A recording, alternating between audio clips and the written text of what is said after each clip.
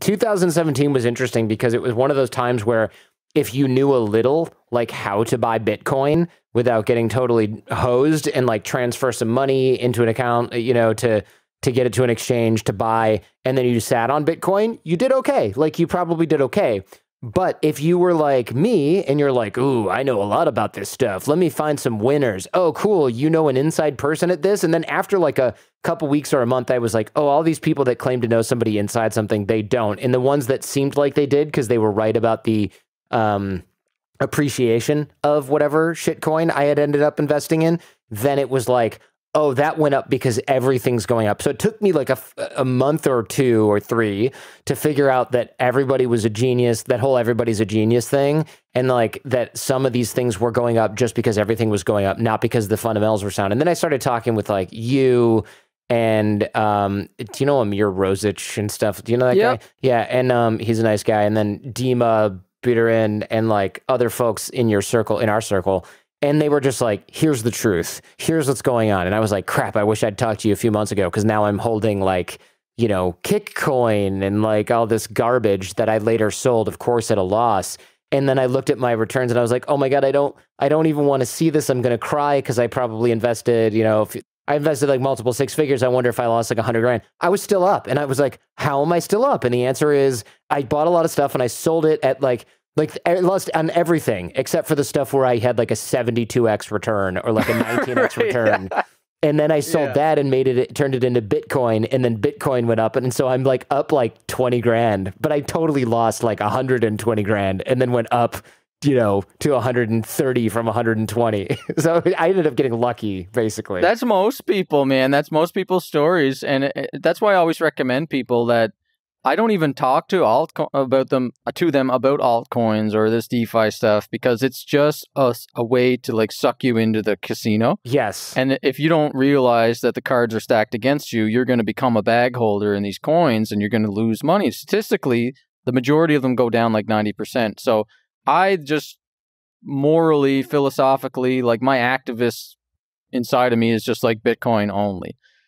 But then there's a part of me that's like the capitalist, right? That's like, I also want to get a return. I'm seeing people get returns. I'm in the space. I've got like, you know, friends that are launching coins and all this stuff. So it's very hard to like resist that stuff. But I've definitely resisted shilling stuff to regular people. And that's the thing I think that's kind of kept me safe and kept me feeling good about myself because I didn't go out and start tweeting about all these other coins and like pump and dumping and all this stuff that a lot of people did in 2017, 18. I just stuck with Bitcoin only. So I'm like a Bitcoiner on the streets and a shitcoiner in the sheets. So I'm okay. Yeah. That's really funny. You know, dude, I'm okay to lose my own money. I don't want to get my other friends and stuff losing money, and I don't want the regulators coming after me, being like, "You're promoting unregistered securities." Sure, or you're just a con man because you don't. It doesn't have to be. They don't have to get you on the securities thing. If you're doing something that you know is going to go down and is by design not going to get the returns you're talking about, then it's still fraud. You know, it's still fraud if they really want to come after you for that. I think so. I think it is. And like, I'm fine investing my own money into that. Like, I'll take a small percentage of my portfolio and gamble with it because it really is gambling.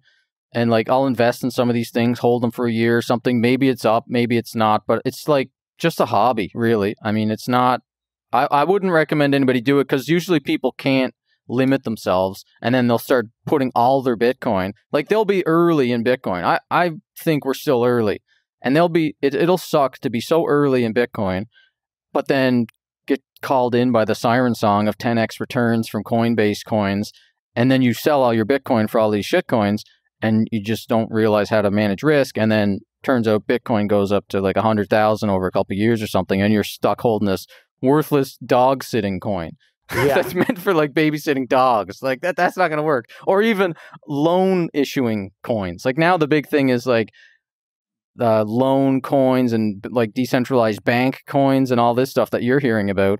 That stuff's probably going to get shut down by the SEC or the CFTC or somebody, and it's going to probably go down 96%, just like all the other stuff.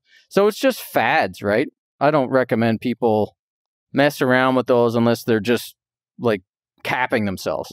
You know, that makes sense. I would imagine that there's attempts to move every industry that's heavily regulated because it's crappy. So I don't know if this is what you're talking about, but payday loans, kind of, you know, like those people that pay like 100% interest because it's really 10% interest, but it's monthly, and there's like loan origination fees and there's loan maintenance fees, and it's like you can spend 3 times the amount of the money you borrowed to pay like your phone bill, and you've still paid off $0 of the principal because payday loans are structured so predatorily, if that's a word. and so I can imagine that just going to crypto because sometimes those people want bigger loans, but they can't be legally given, and this and that and the other thing. So they're just like, you know, we're just going to put this on the blockchain and make it really, really, really difficult for regulators to come after us. Or we're going to tell you that's what we're doing, and then people invest in it, and then we just take the money in Bitcoin and run. And then or they just, maybe they don't even run. Maybe what they're doing is they're just using that business model, just like how Long Island Iced Tea slapped the word blockchain on their name, and then their stock went way up, you know, in 2017. Like, they're just taking the loan thing, and this technology is open source, so a lot of it exists. You can just fork it, spend $100,000 on marketing, you know, get some influential people, give them some coins and get them to tweet about it. And then all of a sudden your payday loans on a blockchain, and you'll raise $10 million from VCs and retail. And then you don't even have to scam. You just got their $10 million. Now it's like the coin goes to shit. Like, it doesn't matter. You don't have any legal liability to them because they're not shareholders. They're just token owners. Oh, man. Yeah. So they don't even have to exit scam.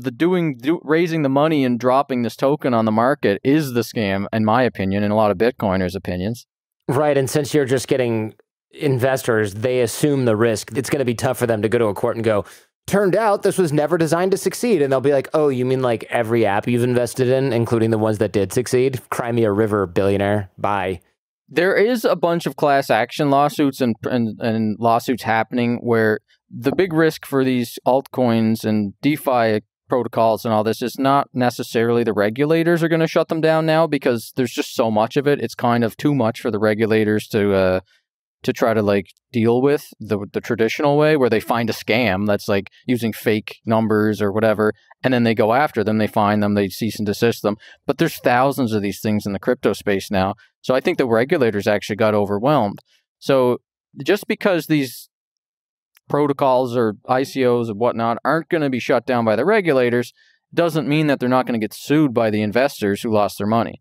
And that's the thing that we're seeing now. There's like ambulance chasing like blockchain lawyers are like setting up practices just like, did you invest in an ICO?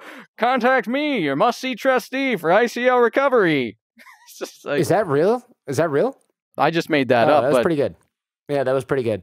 People, yeah, someone can use that if somebody wants to be the must-see trustee for ICO recovery. Yeah, that's not bad. I mean, I've definitely, you know, it's weird with this, and I'm sure that everyone can identify with this, and so stop me if this has been covered a million times, but I gotta say, there was a lot back in 2017 of like, hey, Jordan, here's your return of 130 Ethereum. By the way, I've got this other deal. You should give me like half of this return, and I'll put it in this other thing. And I'll go, cool, what is it? And they'll go, it's going to be great. And I'm like, sure, here's 30 Ethereum, you know, for it. And they'll be like, 30? Come on, man. Winston put in 300. And I'll be like, all right, fine, here's 60. And then like months later, I'm like, what happened to that? And they're like, oh yeah, that turned out to be a scam. And I'm like, how much? Let me do the math on that. Whoa, I gave you like $15,000. And they're like, yeah, cool. Anyway, I got to go walk the dog. And I'm like, what was I thinking? I gave this guy $15,000 that I've never met over like WhatsApp because he just gave me like $40,000 to a guy that he didn't know on WhatsApp, and on this other thing that turned out to probably also be a scam for somebody else, but for us worked out, and I don't even understand what it was.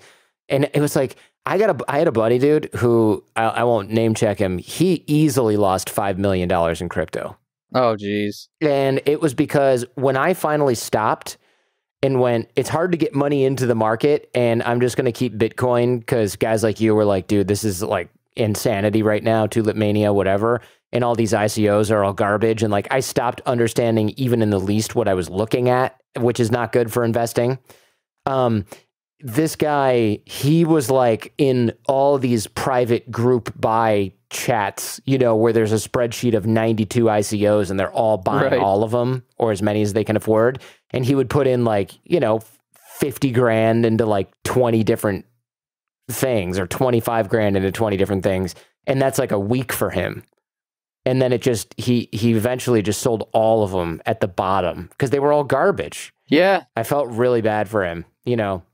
Yeah, well, hopefully he held some Bitcoin and he's long-term Bitcoin, because even if, like, there's a lot of people that are still up. They did the same thing in that 2017. It was like people in the regular markets are getting like 10% return a year or something if they're lucky, if they got a good strategy. But like crypto people were measuring their results in X's, not percents. So it was like, I want a 10X, not a 10%. So people were doing that. It was nuts. It was like, how many billions of dollars got invested by Wall Street and VCs and high net worth people, accredited investors that wanted to come in and capture that? Well, during that few month period, there was some insane returns of like 100x, 50x here, 50x there. And you got like guys like John McAfee and stuff started to shill coins, coin of the day type of thing, taking a coin from like 1 cent to $1 just because his Twitter account said to buy it. So even people who got into that, like were investing, like spray and pray investing into just whatever, because it was just FOMO. It was just all FOMO at that point. They probably came out okay because at least if they had some Bitcoin or sold some of those returns. But it became so insane that I just remember I was like barely sleeping trying to keep up with all this stuff that was happening and new projects that were coming out. And people were like, yeah, it was like this guy, Ian Bellina, started this spreadsheet that was like 100 different ICOs. And then he eventually had 5 million or something that he turned $20,000 into 5 million in like a couple of months. And then he got hacked on a live stream and he lost all of his crypto because he was keeping his private keys in Evernote. Oh, shoot. So like, and even he's still up. Like even he got hacked. He lost everything. All of the shit coins that he was investing in went down, and he's still up. So, unbelievable. So yeah, there was a lot of loss, and a lot of it was like fake because of these prices were going up, but the volume was just barely there. So it was like manipulated prices, and you know, whales were just not selling their coins, and then people were FOMOing in, which means that there's a lot of pressure on the price to go up. And even Ethereum itself, it went up to like $1,500 or something. And it's because a significant majority of the supply of Ethereum was they did a 70% pre-mine. So it's all the whales, the Ethereum whales are holding onto their Ethereum. And then they're investing into these Ethereum ICOs, right? Everybody was investing their ETH into these ICOs, and then the ICO companies are raising like 100,000, 200,000 ETH. They're holding on to their ETH, right? So all the supply was being taken off the market, which caused the prices to all go up because people were not selling their ETH, they were investing it into ICOs. And then the ICO companies were holding on to it because they're seeing their token treasuries go up double in price because they're not selling their ETH. Oh, wow. So everybody was just holding their ETH. Everybody was reinvesting incestuously into these ICOs. People were making like 5 or 6 company ICOs, like groups, right? And it was just a factory of just bubble mentality. And then when the rug got pulled out from the market, like in January, February, everything just collapsed because then you're like, okay, well, I just raised 100,000 Ethereum a month ago, and now it's worth double the price. And then you're seeing the price skyrocket. Well, everybody goes for the exits at once. Everybody starts trying to sell these coins, and that's when we realized, oh wait, there's no depth to this market. There's nothing real here. These people everybody's just trying to sell.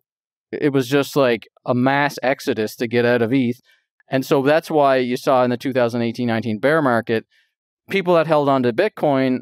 For sure, they went through some suffering, but anybody who held on to these ICOs and altcoins, I mean, that was gut-wrenching. That's like a 90% loss.